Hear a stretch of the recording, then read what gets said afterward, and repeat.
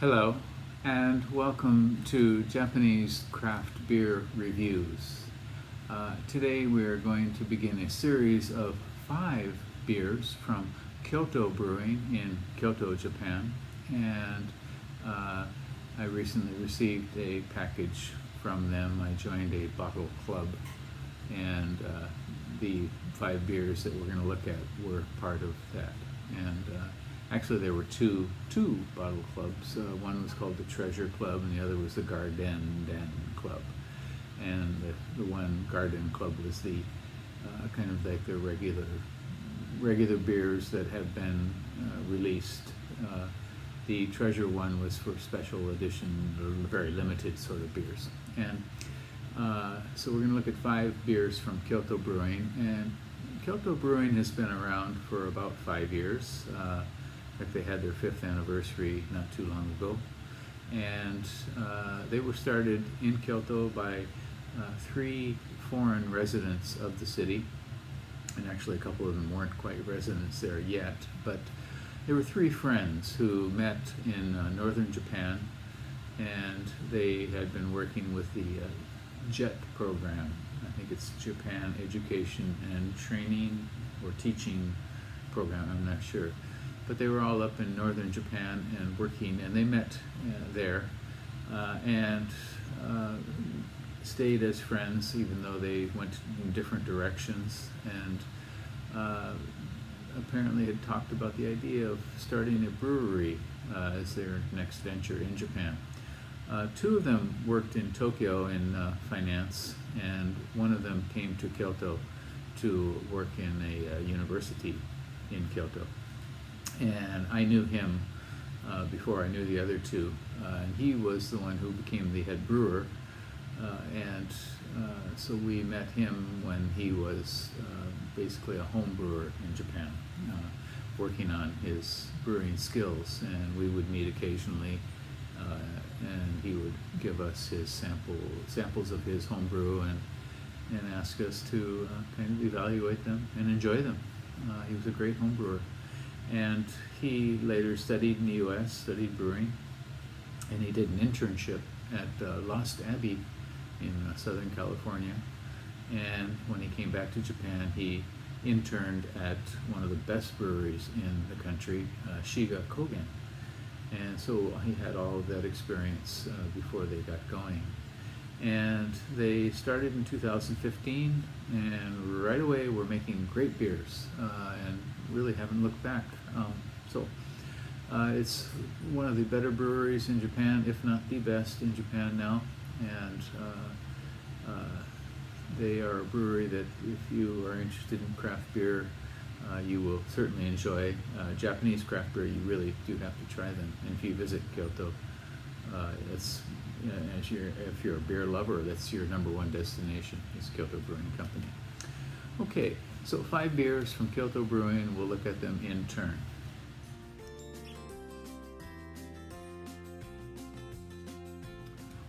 All right, and the first beer we're going to look at from them is a seasonal beer, and it is called Natsu no Kimagure 2020.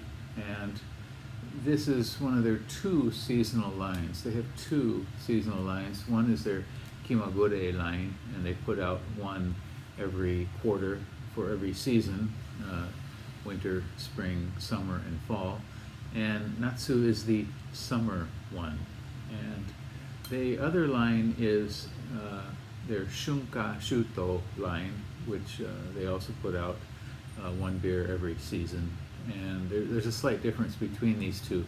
The Shunka Shuto line generally tends to be saisons, Belgian-inspired beers.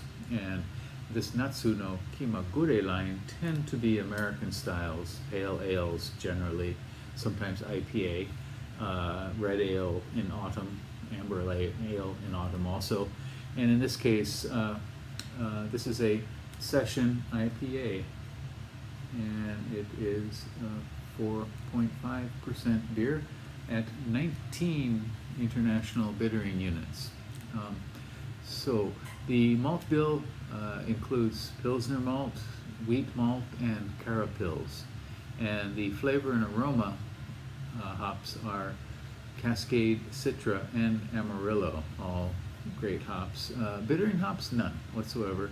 The yeast is American ale yeast. On Rate Beer, when I checked, this one had only one rating at 3.7, and on Untapped it had 17 ratings at 3.75, and both of these are out of 5. So pretty good scores, definitely.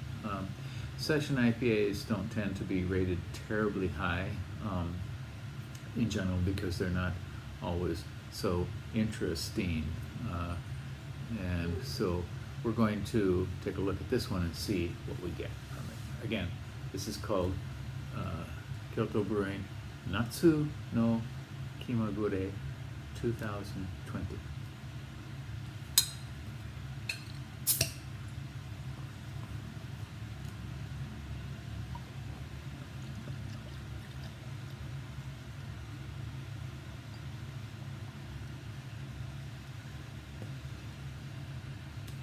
It is very, very, very pale, pastel, kind of pastel, dark pastel yellow, almost greenish tinted as well. Let's see if we can see the carbonation rising up here. And fairly clear, a bit of haze there, but I can certainly see myself right through it. And carbonation not terribly evident here, but it has a nice, maybe half finger of very bright white, kind of spongy foam, fairly thick lace going on here. Okay, let's try it in the light, see what we get. So you can see how the clarity and the light just burns right through it. Okay, it has definitely a spritzy sort of citra nose with maybe some Cascade there for sure. A very kind of floral spritziness, or sort of almost like a little aerosol bit going up into your nose.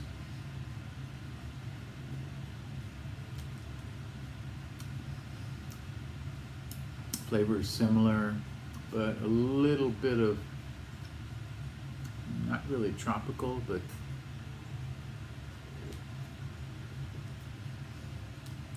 yeah, it's okay, maybe just a touch of tropical there, but really kind of rich. The Amarillo kind of kicks in, I think, in the flavor for sure.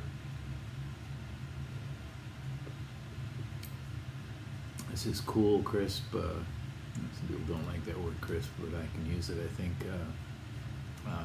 nice and lightly sharp on the tongue, medium carbonation, very pleasant beer, really overall. This is a great summer beer, and I think they hit this one right. I generally do not tend to like session IPAs or session beers that much. It seems like you're often kind of being punished for drinking a lower alcohol beer, but this is very nice, fruity, lightly citrusy,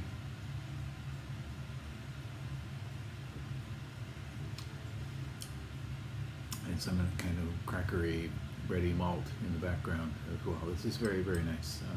I like it. Once again, this is called Kyoto Brewing Natsu no Kimagure 2020. Check them out online. They are selling sets of beer online. You can get a wide variety of their beers. In fact, a wider variety than from many breweries. So check out Kyoto Brewing online, and if you live in Japan, give them a go. Visit them when you go to Kyoto as well. Okay, that's it, and we're going to be looking at another Kyoto Brewing beer next. Take care. Bye-bye.